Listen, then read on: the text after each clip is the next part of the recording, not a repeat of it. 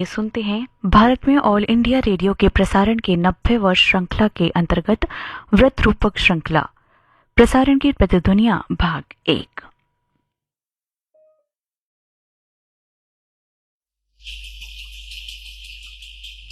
ये आकाशवाणी है। भारत में व्यवस्थित रेडियो प्रसारण 8 जून 1936 को ऑल इंडिया रेडियो नाम से शुरू हुआ था। इस प्रसारण को शुरू हुए 90 वर्ष हो रहे हैं। इसी उपलक्ष्य में प्रस्तुत है वृत्त रूपक प्रसारण की प्रतिध्वनियां श्रृंखला की पहली कड़ी। लेखक और प्रस्तुतकर्ता हैं पार्थ सारथी थपलियाल और अशोक अग्रोही। संपादन और प्रस्तुति सहयोग आकांक्षा सिंह का। परिकल्पना मनीषा जैन और प्रमोद कुमार।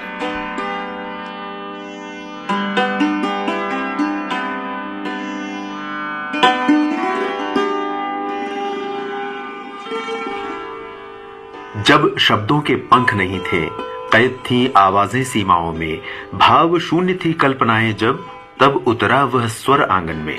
उसने तोड़ा सीमाओं को, शब्दों को दी नई उड़ान, जन जन को दे अपनापन, वह बन गया जीवन का वरदान। यह जोग था, संयोग था, नए युग का प्रयोग था। कुछ सुनने वाले, कुछ सुनाने वाले, कुछ ज्ञान की, कुछ विज्ञान की, कुछ जीवन की, कुछ दुनिया की। रची थी दुनिया भारत में पुरुषार्थ की। आकाशवाणी, आकाशवाणी, आकाशवाणी, आकाशवाणी, आकाशवाणी, आकाशवाणी। बचपन में सबसे पहले महाभारत में ही हमने आकाशवाणी शब्द सुना था। जब कंस अपनी बहन देवकी को वासुदेव के साथ विदा करने जा रहा था, तो उसे एक दैवीय वाणी सुनाई दी, जिसे आकाशवाणी कहा गया।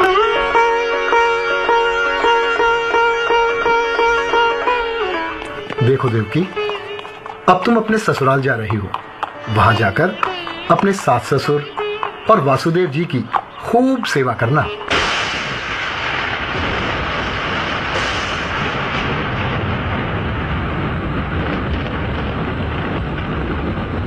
है कंस, तुम अपनी जिस बहन देवकी को इतने प्यार दुलार से विदा करने जा रहे हो, उसका 8वां गर्भ तुम्हारे अंत का कारण होगा। कौन है ये? किसकी आवाज है ये? ये आकाशवाणी है युवराज।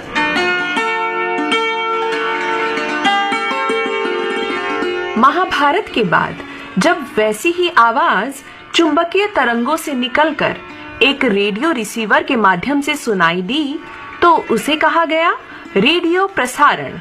इतिहास के आईने में देखने पर पता चलता है कि सन 1920 से 1926 के बीच कुछ शौकिया लोगों ने स्वयं के रेडियो क्लब खोलकर उनसे प्रसारण किए। भारत में रेडियो प्रसारण के पूर्व पक्ष पर संकलित जानकारी को स्वर दे रही हैं आकांक्षा सिंह। अगस्त 1921 में टाइम्स ऑफ इंडिया और पोस्ट एंड टेलीग्राफ डिपार्टमेंट के सहयोग से बॉम्बे स्थित कार्यालय से पूना में बैठे गवर्नर जनरल ने प्रसारित संगीत सुना। ये भारत में रेडियो प्रसारण का पहला प्रयोग था। नवंबर 1922 में कलकत्ता में रेडियो क्लब ऑफ बंगाल, 1924 में बॉम्बे में और 1924 में ही मद्रास प्रेसिडेंसी क्लब बने। ये सभी प्रयास शौकिया लोगों ने किए थे। इतिहास में जिक्र है कि भारत में प्रसारण 23 जुलाई 1927 से शुरू हुआ। इससे पहले 13 सितंबर 1926 को इंडियन ब्रॉडकास्टिंग कंपनी और अंग्रेज सरकार के बीच एक सहमति पत्र पर हस्ताक्षर किए गए थे। लंदन से भारत आए अधिकारी लियोनेल फील्डन ने 1 जनवरी 1936 को प्रसारण नियंत्रक का दायित्व संभाला। उसी दिन दिल्ली स्थित 18 अलीपुर रोड के 5 कमरों के मकान से इंडियन स्टेट ब्रॉडकास्टिंग सर्विस यानी ISBS का प्रसारण शुरू हुआ। श्रोताओं की जानकारी के लिए बता दें, ये वही जगह है जहां अब परमानंद अस्पताल है। This is the Indian State Broadcasting Service. Time by our studio clock is 1:15 noon. Welcome to our lunchtime broadcast of film music. For your listening pleasure, we commence the program with a song from the 1933 film Yahudi Ki Larki, rendered by none other than K.L. Saigal. Stay tuned. नुक्ताची है गम दिल, उसको सुनाए ना बने,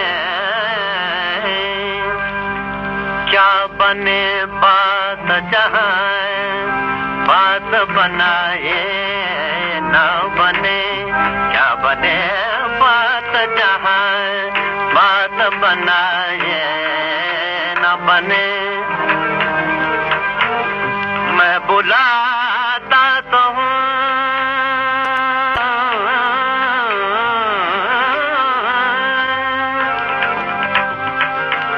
उसको, मगर जज्बे दिल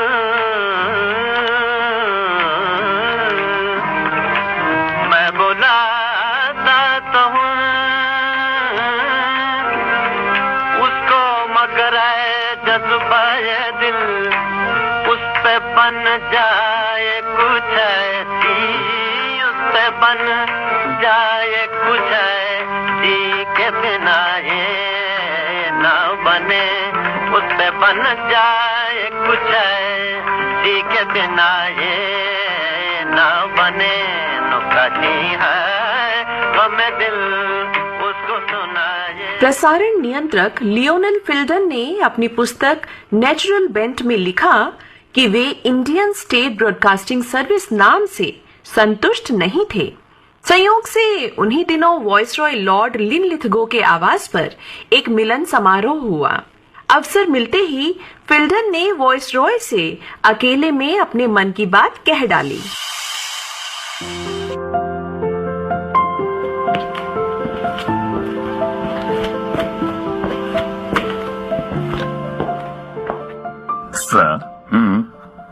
Sir, I find myself in a bit of a predicament, and I was hoping for your guidance.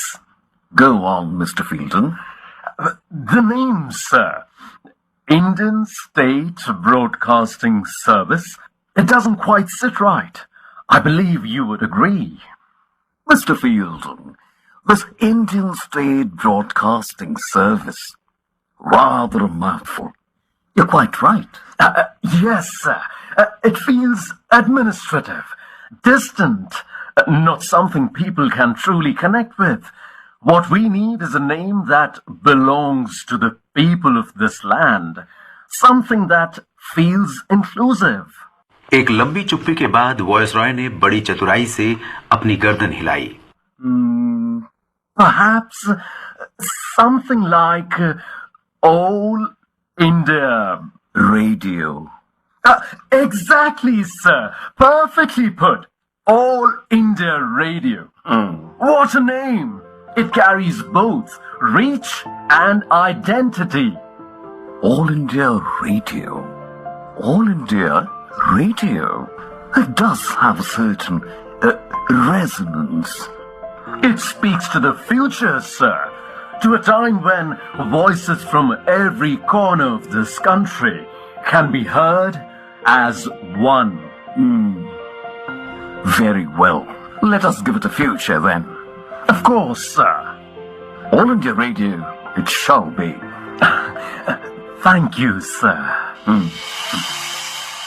इस तरह 8 जून 1936 को पहली बार इंडियन स्टेट ब्रॉडकास्टिंग सर्विस के स्थान पर ऑल इंडिया रेडियो की उद्घोषणा की गई।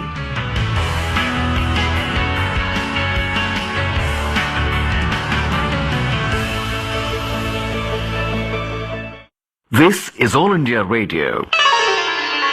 अपनी किताब नेचुरल बेंट में लियोनेल फिल्डन ने लिखा है, मैंने ऑल इंडिया रेडियो के मोनोग्राम पर भी काम किया। भारत के मानचित्र के ऊपर लिखा है ऑल इंडिया रेडियो का सार, यानी AIR। बस मेरी अब यही एक निशानी बाकी है। बाबुल मोरा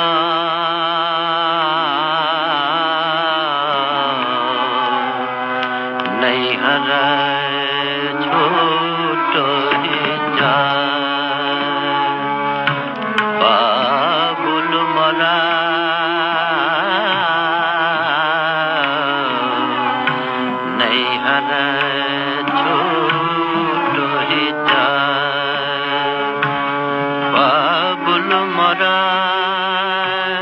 मोरा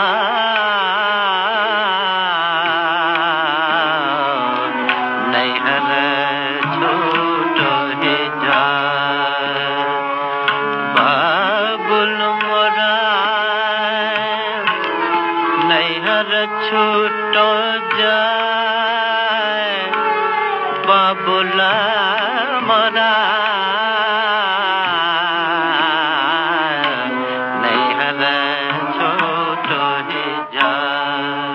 आकाशवाणी संकेत धुन की रचना का प्रसंग भी रोचक है। उन दिनों ऑल इंडिया रेडियो के बॉम्बे स्टेशन में पाश्चात्य संगीत के निदेशक थे Walter Kauffman. Walter Kauffman Czechoslovakia से शरणार्थी के रूप में भारत आए थे। दिल्ली केंद्र पर पाश्चात्य संगीत का दायित्व जॉन फोल्ड्स के पास था। इन दोनों ने ऑल इंडिया रेडियो के लिए जिस सिग्नेचर ट्यून का सृजन किया वो भारतीय शास्त्रीय संगीत के राग शिवरंजनी पर आधारित थी। इसमें प्रयास था कि भारतीय संगीत की भी झलक दिखे। इस धुन में 8-8 सेकंड की आवृत्तियां हैं। सामान्यतः ऑल इंडिया रेडियो की प्रसारण सभा शुरू होने से 2 मिनट पहले से आपको ये धुन सुनाई देती है।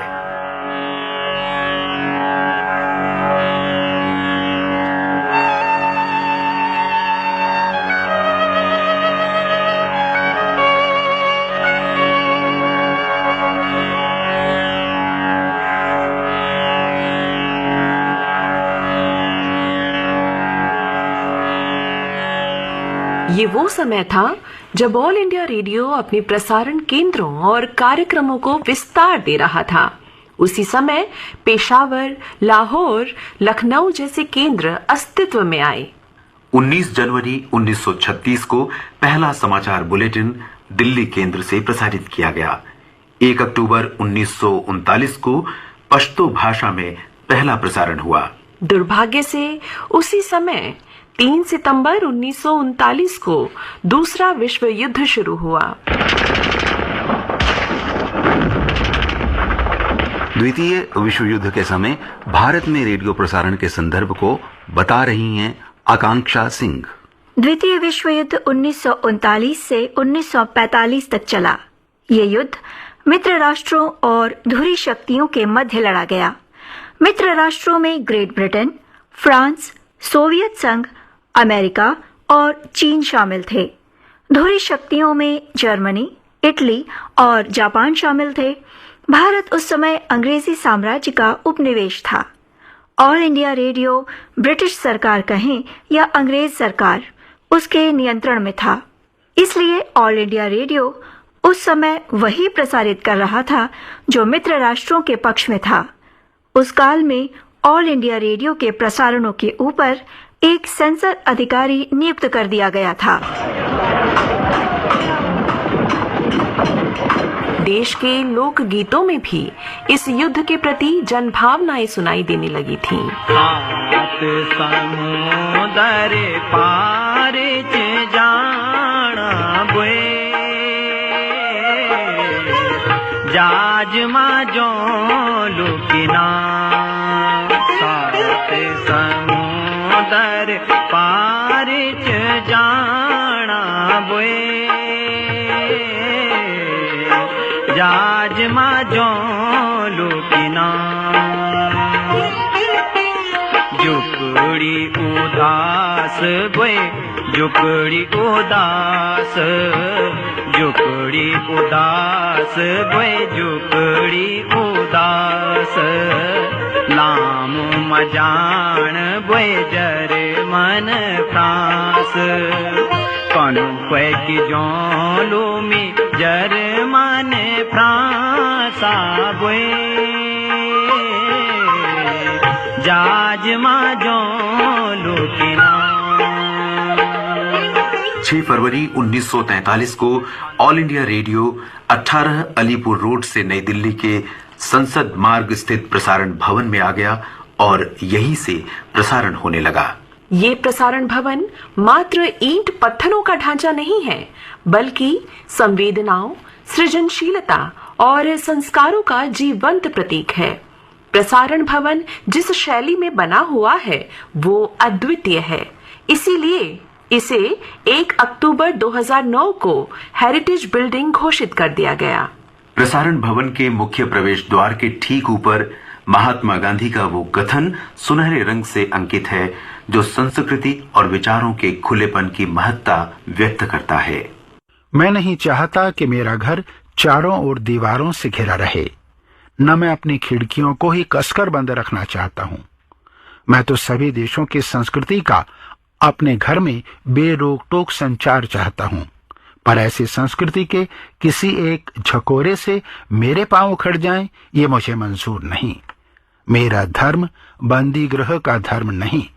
ईश्वर के रचे नन्हे से नन्हे जीव के लिए उसमें जगह है, लेकिन जाति धर्म या वर्ण का दंभ उसे छू नहीं सकता। रघुपति राघव राजा राम पतित पावन सीताराम।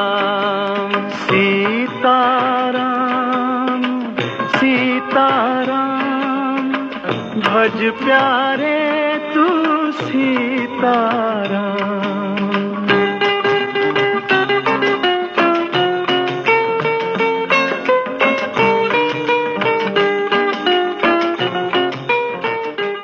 आकाशवाणी दिल्ली में लंबे समय तक उप महानिदेशक रहे श्री लक्ष्मी शंकर वाजपेयी बताते हैं, ये जो बिल्डिंग है ये हम लोग चूंकि रोज उसमें आते जाते हैं तो शायद महसूस न कर पाए, लेकिन ये दुनिया की अनूठी इमारतों में इसलिए है कि ये जो स्पूल टेप होता है जिसमें टेप पे सब रिकॉर्डिंग हम करते थे, ये उस स्पूल टेप के आकार में बनाई गई। उसकी सारी, अब स्पूल टेप को आप देखिए और कभी बाहर फोटो मिल जाएंगी उस तरह की, तो आप देखेंगे कि उसको उसी तरह से, जैसे बीचों बीच में वो मुख्य बिल्डिंग हो गई, फिर इधर उधर जाके जैसे स्पूल टेप में होता है वो उसी तरह से बनाई गई है।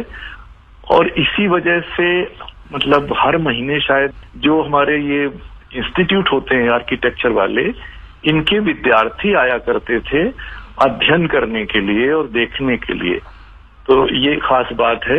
ये दूसरी बात ये भी जोड़ना बहुत अच्छा लगेगा कि एक जमाने में वो 4 पहिए वाले आते तो उनका नाम मुझे नहीं ध्यान आ रहा है, तो रेलवे स्टेशन पे जैसे ही लोग उतरते थे, दिल्ली घूमने आते थे, तो उनके पास एक कार्ड रहता था जो दर्शनीय स्थल है दिल्ली के। तो आप समझिए कि लाल किला, कुतुब मीनार वगैरह कर लें तो शायद ये 5वें नंबर पे इस इमारत को रखा जाता था। लोग इतना कि उस जमाने में रेडियो के लिए जिस तरह का वो थी, क्रेज थी, तो ये वहां पर ये इमारत उस तरह से रहती थी। तो और इसमें भी कोई शक नहीं है कि इतने लोग आए हैं पूरे विश्व के, विश्वविख्यात, तो उस नाते भी उस इमारत का एक अलग एक महत्व हो जाता है और अपने आप में पूरा इतिहास भारत का संजोए है। यही वो ब्रॉडकास्टिंग हाउस है जहां से इस देश के बंटवारे की घोषणा की गई लॉर्ड माउंटबेटन द्वारा। इसी के स्टूडियो से हमारे महात्मा गांधी जी का जब वो हत्या हुई तो पंडित नेहरू भी आए, सरदार पटेल भी आए और एक से एक सारे मतलब दिग्गज दुनिया भर के लोग आए। तो ये इमारत हर तरह से एक बहुत अनूठा स्थान अपना रखती है। रेडियो के शुरुआती दिनों में अधिकतर वही लोग रेडियो में आते थे जो महफिलों में गाना बजाना करते थे और इनका पसंदीदा साज था हारमोनियम। हारमोनियम भारतीय साज नहीं है, ये अंग्रेजों के शासनकाल में भारत में आया था, लेकिन बाद में ये लोगों के दिलों पर छा गया। उस समय लोग इसे पेटी बाजा कहते थे। ऐ मोहब्बत तेरे अंजाम पे रोना आया, ऐ मोहब्बत तेरे अंजाम पे रोना आया, ऐ मोहब्बत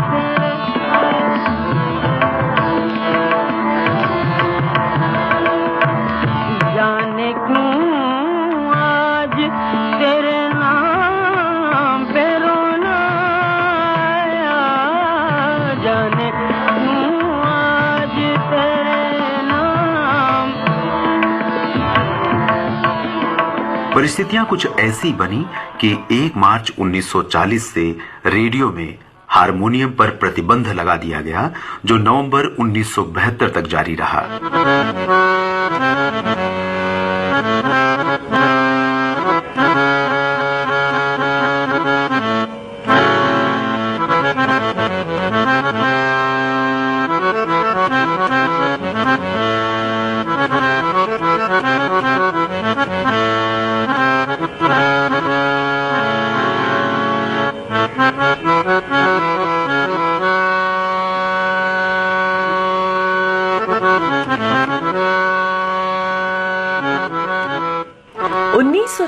में लियोनेल फिल्डन ने भारत में जिस प्रसारण तंत्र को स्थापित किया, उनके जाने के बाद उसे सुदृढ़ किया महानिदेशक A.S. बुखारी ने।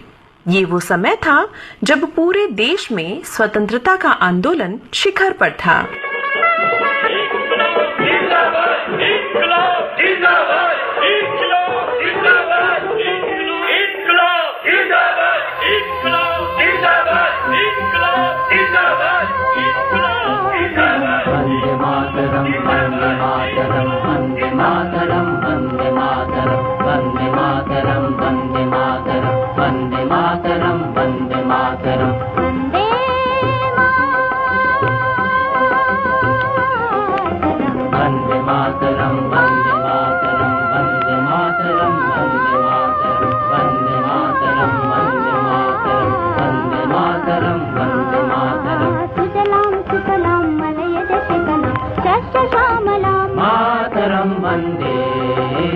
सुजलां सुफलां मलयज शीतलं शस्य श्यामलं मातरं वन्दे।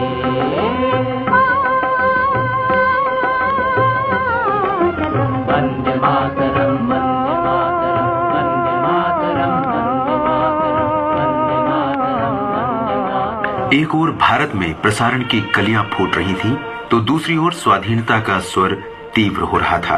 आज हिमालय की चोटी से फिर हमने ललकारा है, आज हिमालय की चोटी से फिर हमने ललकारा है। दूर हटो दूर हटो दूर हटो है दुनिया वालों, हिंदुस्तान हमारा है। दूर हटो है दुनिया वालों, हिंदुस्तान हमारा है।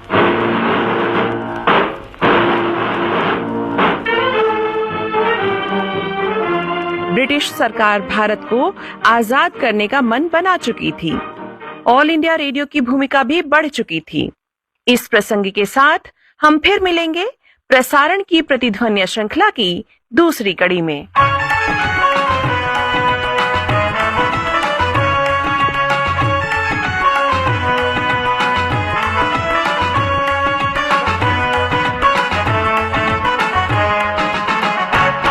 बहुजन हिताय बहुजन सुखाय बहुजन कल्याणी, नित दिगत दिगंत गूंजित अनंत शुभ मंगलवाणी। बहुजन हिताय बहुजन सुखाय बहुजन कल्याणी, नित दिगत दिगंत गूंजित अनंत शुभ मंगलवाणी। आकाशवाणी आकाशवाणी आकाशवाणी आकाशवाणी आकाशवाणी आकाशवाणी।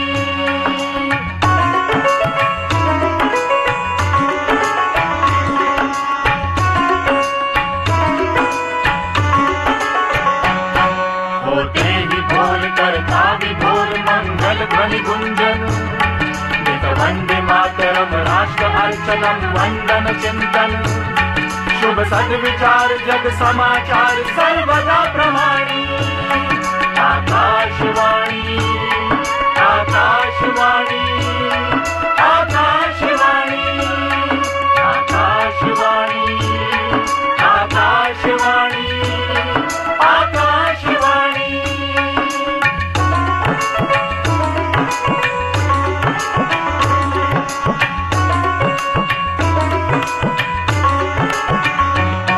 शास्त्रीय लोक संगीत सुगम स्वर ताल छंद लय, विज्ञान ज्ञान संस्कृति विधान साहित्य समन्वय।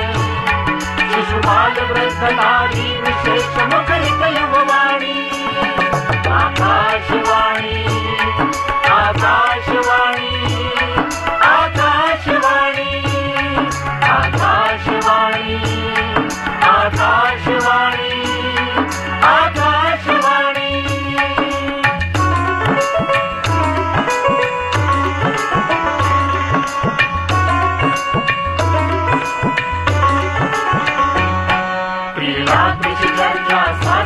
रक्षा नित नव सर्जन चलचित्र जगत रूपक नाटक बहुविध मनोरंजन स्वर्णिम अतीत पावन पुनीत स्वर्णिम वयवाणी आकाशवाणी आकाशवाणी आकाशवाणी आकाशवाणी आकाशवाणी आकाशवाणी बहुजन हिताय बहुजन सुखाय बहुजन कल्याणी नित दिगंत गुंजित अनंत शुभ मंगलवाणी आकाशवाणी आकाशवाणी आकाशवाणी आकाशवाणी आकाशवाणी आकाशवाणी।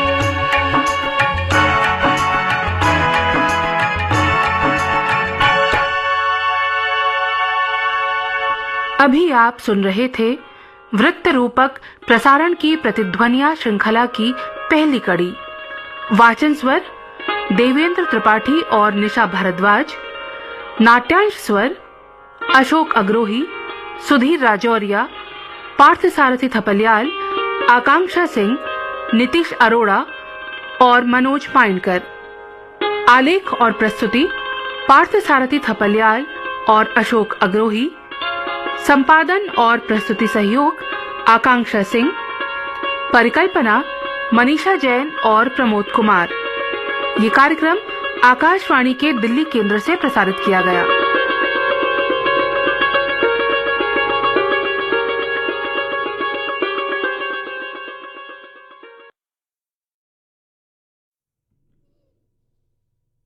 श्रोताओं, अभी आप सुन रहे थे भारत में ऑल इंडिया रेडियो के प्रसारण के 90 वर्ष श्रृंखला के अंतर्गत व्रत रूपक श्रृंखला प्रसारण की प्रतिध्वनियां भाग 1।